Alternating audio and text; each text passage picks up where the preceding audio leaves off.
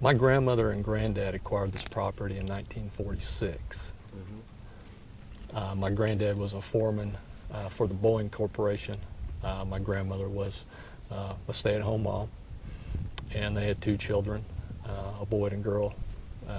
My mom, the girl, obviously, and then her brother. And they moved here to start a fishing camp. And the lake was at that time largely fishing. People came here for the recreation of crappie and bass and white bass and catfish, and very, very primitive. The only access to the property was small gravel roads, even from Grove, and really there was no development at all out this direction. At that time, still a lot of people thought, why in the world would you want to buy lake property? It's just rocks and trees. You can't grow crops on it. It's not good for anything. Right. It doesn't produce any income. Doesn't produce any income at all, and you can barely, the season for fishing and recreation is largely between June and August, and then what do? I had, as you said, I had several people approach me about this property over the last 20 years. People, of course, had approached my grandmother and granddad about selling it. And there was just such a connection for them, such a connection for my mom, and such a connection for me that we just really never wanted to part with it. My grandmother's health actually put us in a situation where we had to do something. When Jim Barbuto contacted me and we sat down and we visited about his vision and Redstone's vision, I was very impressed. It was the first time that anybody had really shared with me a concept of development that was very green, that would preserve what was here with single-family homes. And nobody else had approached it from that concept. Everybody else really just wanted the biggest bang for their buck. And the things that they would talk about was how many single-family homes that they could put on this property and how they would develop their income. And Jim and Redstone approached that completely different. And when you visit this place and you look at what they have done, they've done exactly what the name says. It's the preserve. They preserved it, and it's beautiful. And they made a promise to me that they would do that, and they've kept their promise. So, very happy with them. Again, the promise of what their vision was for this place is what really sealed the deal.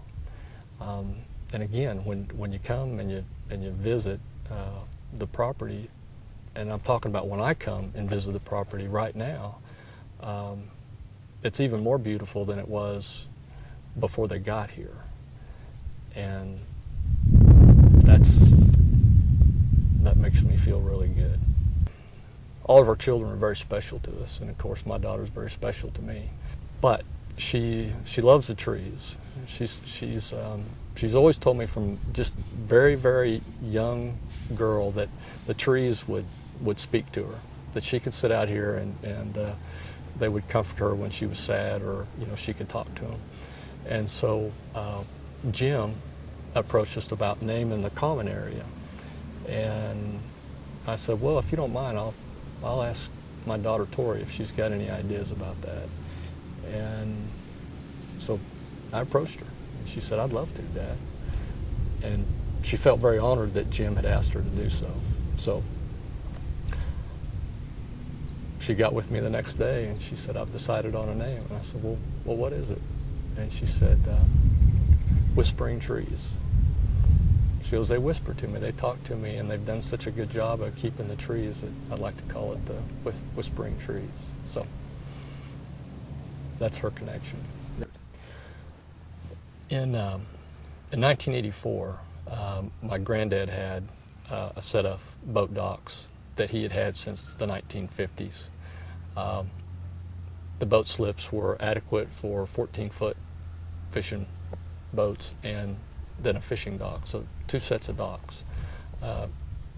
In total, probably 300 feet when you put them all together.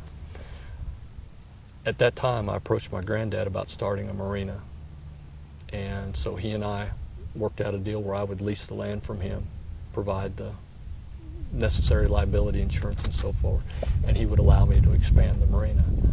At that time, getting a permit to expand the marina was relatively a non-event, very simple. Call GRDA, tell them what you're going to do, okay, they have given their blessing, and move on with your project. It's not that way anymore, probably for the betterment of our lake. But at that time, in 1984, I started that expansion. We had 7 slips, and when we sold to the preserve, we had 54. And that footprint and the way we had it set up allowed the preserve in Redstone to build what's going to be a spectacular set of boat slips for the owners of this property.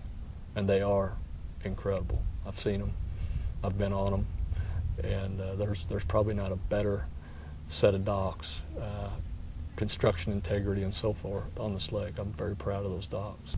And it's so accessible. And the other thing about these boat slips and the position of this marina is that even though the preserve and Redstone are going to provide a breakwater or a wave break for the docks to protect the docks themselves and the boats inside those docks, when you look out behind us right here, there's a natural barrier to wave action with the island that stretches across the front end of Courthouse Hall, and most of the really strong winds and strong weather conditions come from that direction. And then the dock sits with a protective barrier on both sides, and then also in the very back. So it just never ever is exposed to any kind of wave action that would be adverse to the condition of your boat. From right here, the sun sets. I mean, from right here where we're sitting, what you're looking at behind me, the most beautiful sunsets you've ever seen in your life. And they're always different. Of course, that's just sunsets.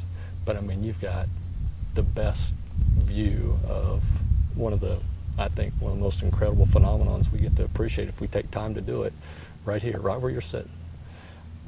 You just can't beat it. And then just watching weather roll in from this position over the lake. It's just different when it comes over the water, and so are the sunsets.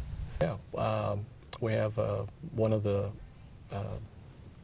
families that about 15 years ago, I taught their kids how to ski. Used to give ski lessons in this cove, and he had rented 2 boat slips from me for that period of time.